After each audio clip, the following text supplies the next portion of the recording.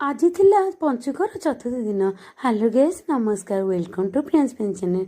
तो चतुर्थ दिन रे मु शंख चक्र गदा पद्म चौराटी कर देथली। आ मो जा बड़ जा जी जगन्नाथ करी बुईते कर देथले।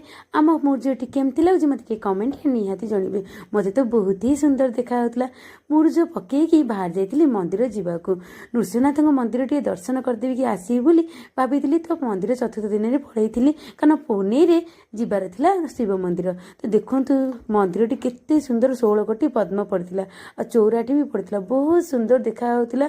आ नृसिंहनाथ को दर्शन करी बहुत भल लगे।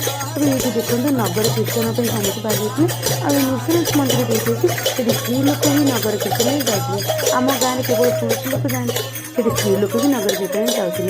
नगर कीर्तन जोड़ा गाँ गाँ बुलिकी कीर्तन करके आसती से गुड़ा तब फेरी आस देखिले सूर्य उंचती कि बढ़िया देखा होता। तब आम गाँ तो खाली बिल बाड़ी कोबी चाष होता है से माने से महल रहा बहुत बढ़िया लगुला। मुझे आम हजबैंड को कहती ये आम घरे होते केते भल होता।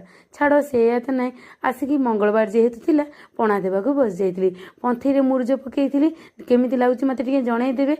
पंथी सब मुर्ज पकापकी करी माई सब भोग राग नहीं पलि आसते कारण आमर 12 मासी भी मंगलवार समस्ते मिसिकी दिखती। सबुआड़े चैत्र मास मंगलवार मिसिकी दिखती आम आड़े 12 मासी मंगलवार भी मिसेई दिखती। तो हलदी पानी टे पंथी देकी सिंदूर लगे देती मु समस्ते माई हरिका मोर आम जीक जन करुचु माई मोर आम मिसिकी करूँ। तो से पूजा कलु पूजा आरंभ कलु फूल सब देकी माँ को पणा आरंभ कलु बहुत ही भल लगुला। कारण कार्तिक मास जा हो गोटे मंगलवार पड़गला तो माई ये चकड़ा चकड़ी करी आम सब सजाड़ा सजाड़ी करदे माई पणा दिखती जो चकड़ा चकड़ी कर माई पणा दे देते। तब पणा को पानी छड़े देते। आपण आड़े सब केमती पणा दिए मत कमेंट जनातु। पानी छड़े सारापर आलती कलु आंग माँ को पूजा करदेलु तापर सूर्य ठाकुर को पूजा करके पानी छड़ा करी समस्ते मुंडिया माइलु। पानी छड़ा सारा मुंडिया माइलु भोग नहीं सब घर को आसल। आमर मंगलवारटी केमती लगे मत कमेंट कहे आ लाइक शेयर सब्सक्राइब करदे कारण आपण मान सपोर्ट मत निहाती दरकार।